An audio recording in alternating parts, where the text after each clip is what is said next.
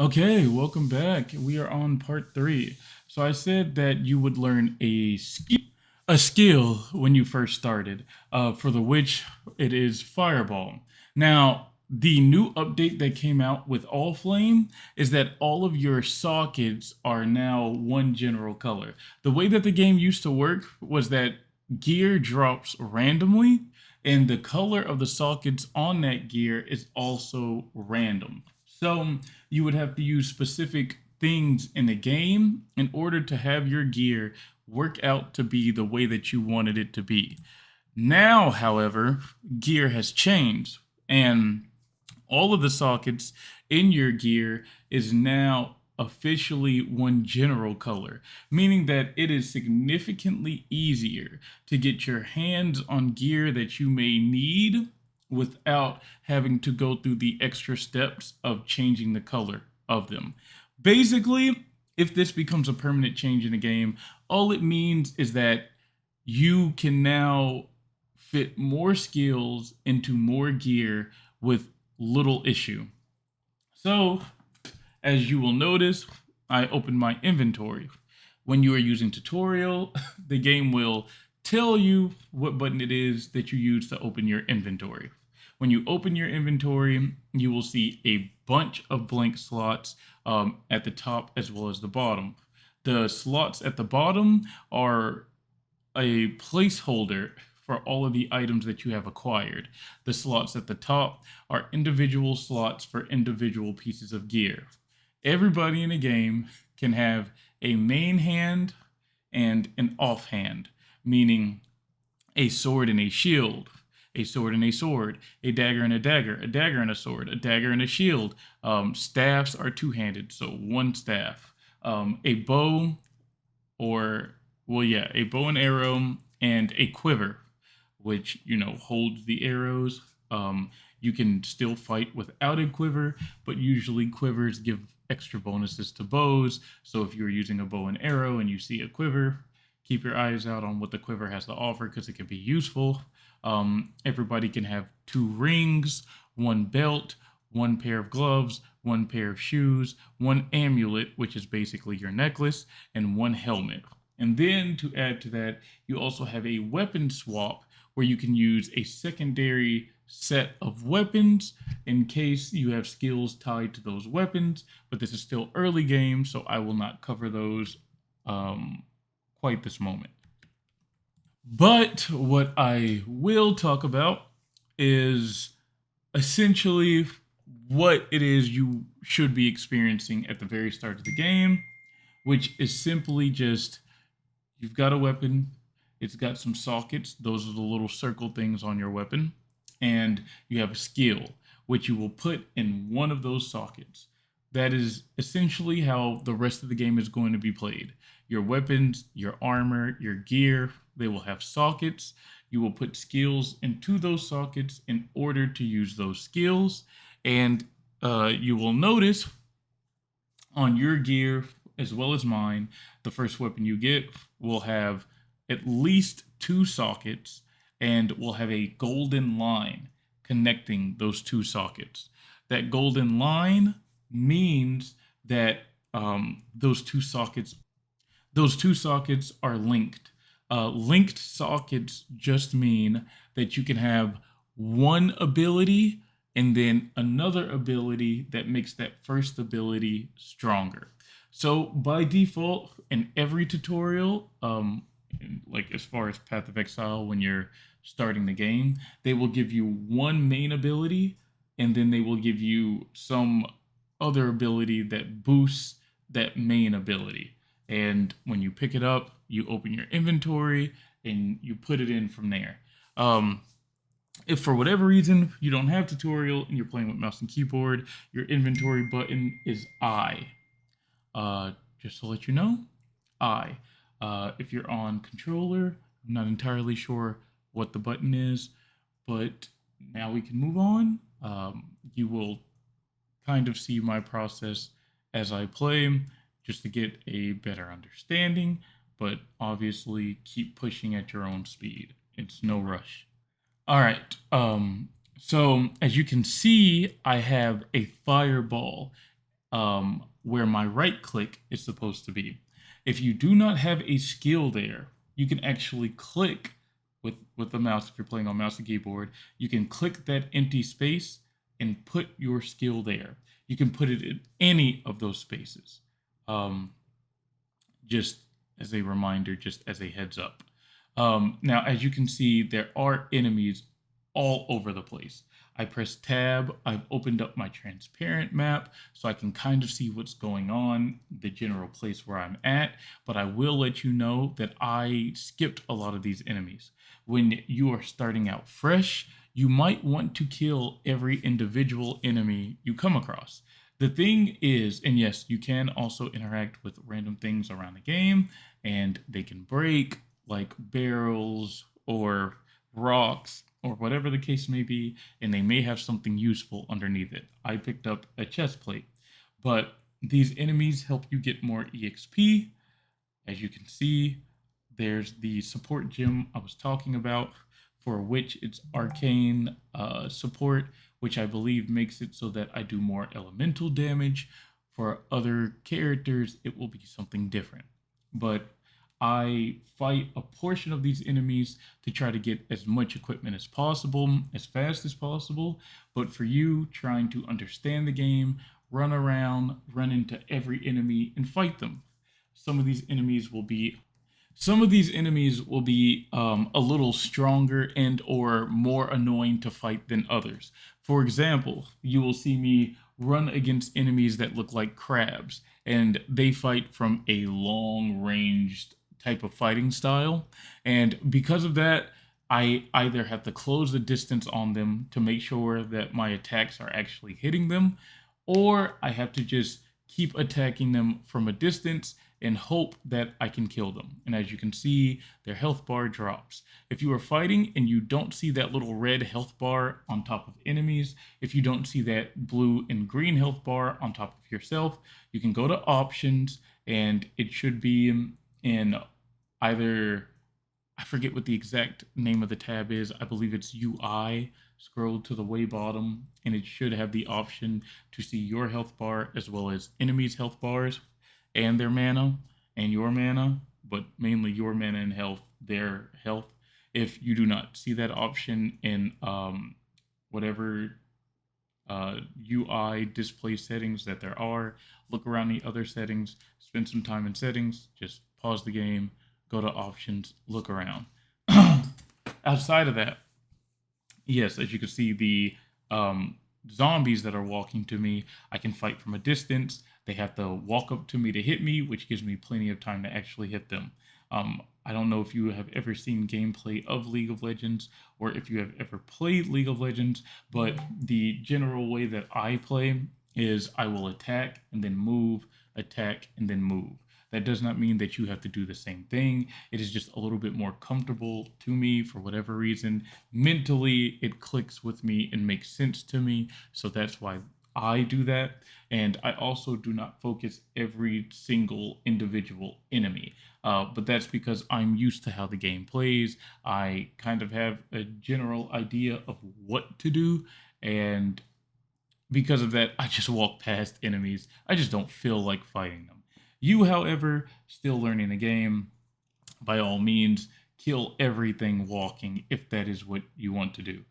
We will go over EXP and things of that nature a little later on, but for right now, it's just getting a feel of the game, getting a feel of how your weapon works, getting a feel of how your skills work. As you can see, if you did not pick a witch, you can see sometimes I'm throwing these blue little beams at enemies, and then sometimes I'm throwing a fireball. Those blue beams are actually my basic attack. The weapon that I am using is a wand, so when I click on enemies, I actually throw little Harry Potter type spells at them. And then when I use my right click, I throw a fireball at them. You can hover over a skill, whether it's in your inventory or even equipped on your gear, to see how that skill works. That lets you read up on it and have a better understanding of what it does. By default, whenever it comes to using something like Fireball, I will hit an enemy once. And that's because fireballs against these specific enemies right now will burn them, which is a damage over time type of ability, on top of actually hurting them by being hit with a fireball. So I don't have to hit enemies with two fireballs. I can hit them with one fireball and then hit them with my basic attack and kill them. Some enemies I can hit with one fireball, walk away, and they will die. It really just depends on the chance of them actually burning from the fire. You may also notice that while using my basic attack against enemies, sometimes I miss. And that's because in this game, a lot of things are random up until you hit a certain point to where you can fix it. What I mean by that in this case is there's a chance that you will miss your attacks.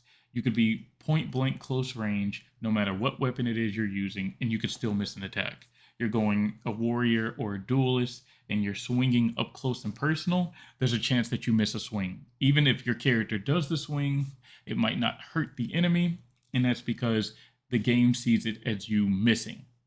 That's your accuracy as you level up and get new points and you get better gear. That chance to miss will change. But for right now, if you are missing while you are fighting, don't stress over it. Just keep fighting and get a feel for how your weapon works, your skills work, and figure out how you want to go like into the game from that point. Um, Normally, people might see an extra skill get added to their arsenal. For this example, fireball. People might see that they can do a fireball if they started off as a witch, and they might only attack with the fireball, and that's fine.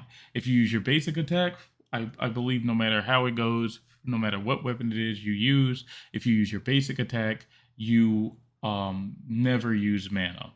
But if you use a skill, you will use mana. And mana may regenerate on its own, it may not. And if it doesn't, you have a mana potion to help you. If for whatever reason you use all your life potions or you use all your mana potions, the way to retain them, to get them back, to refill them, is to kill enemies. Whenever you kill a set of enemies, you get what they call charges back to your potions. These charges just refill your potions and let you use them again. So that can be extremely helpful and extremely useful in the long haul. So I would say, yeah, definitely keep your eyes on those potions.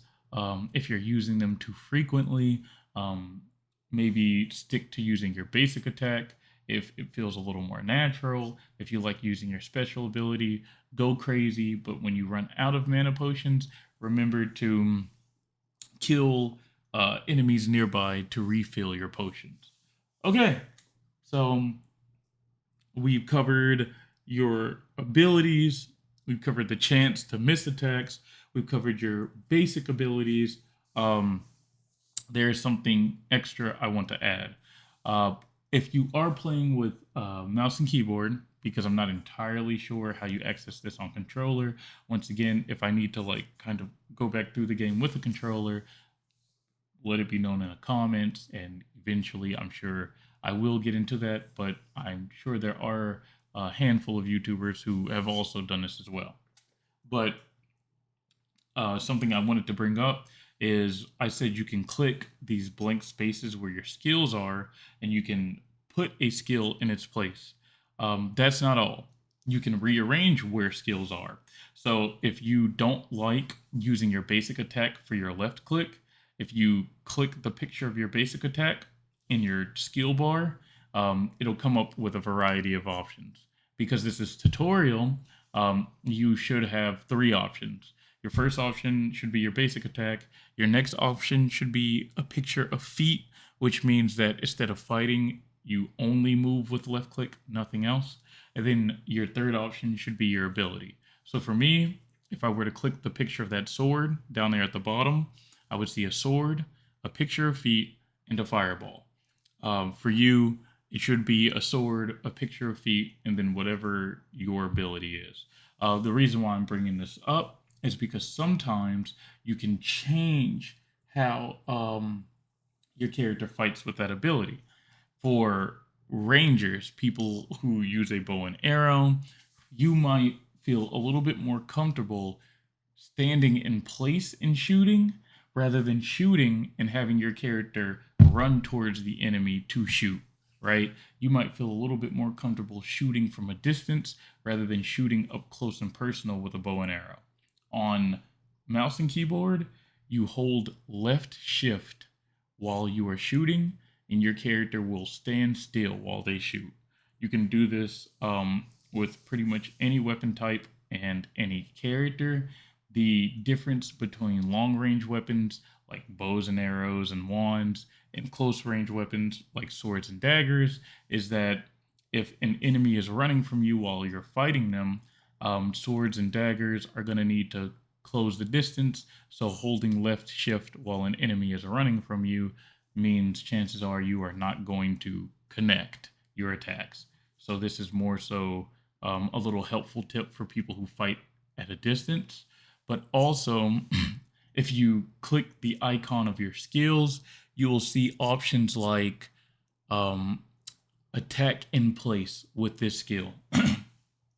This is a little bit more useful for your special ability because that means instead of making your character chase an enemy to use your special ability, they will just stand there and use the ability. Once again, a little bit more useful for long range rather than close range, but as you play and fiddle around with things, you will understand it a little bit better. So, yeah, I think that covers the basic idea so far. You just get skills, you put them in a sockets, you put your skills on a bar, your little skill bar at the bottom, you run around, you fight and kill. If you're wondering if you can use WASD to move while using a keyboard, the answer is no. That's Path of Exile 2. If you're wondering if you can use the arrow keys to move, the answer is no. You can only fight with, you can only move with the mouse, left click. If you're using a controller, you play pretty much how you play every other game. Uh, Also, at the bottom of the screen, you can see I have yellow on my bar, which is my EXP. For every enemy that I kill, my EXP is steadily growing, and you can see that happening. You can also see me opening up my overlay map, the map that covers my entire screen, in order to see where it is I am. Now, you can see in the mini map, I can see pretty clearly that little blue line that kind of spreads out as I get closer is letting me know that whatever is past that blue line has not been discovered yet. So the closer I walk towards it, the more that I discover things. When I open that overlay map, I can see more space of what it is I have discovered. Sometimes I keep it open, sometimes I close it. It just depends on how I'm personally feeling. The more you play, the more you can dictate how it is you personally feel about it. Okay, the next video should discuss fighting the tutorial boss, a little bit of what the boss does, and of course, dying. If you have not already experienced it yet, then I will go into more detail in the next tutorial. But in this tutorial, when you die, you actually come back to life because you're just playing the league, right? You're not doing hardcore, you're not doing any of the extra stuff. So when you die, you will respawn back. Fun little tidbit is in Path of Exile 1, when you die, the boss's health, because there is a boss at the end of this tutorial, spoiler alert, the boss's health stays exactly at where it was when you died. I don't think the enemies that you killed either, I don't think they come back to life either. In Path of Exile 2, that is a different story, but we're not playing 2, we're playing 1. This is just to let you guys be aware of it. Okay.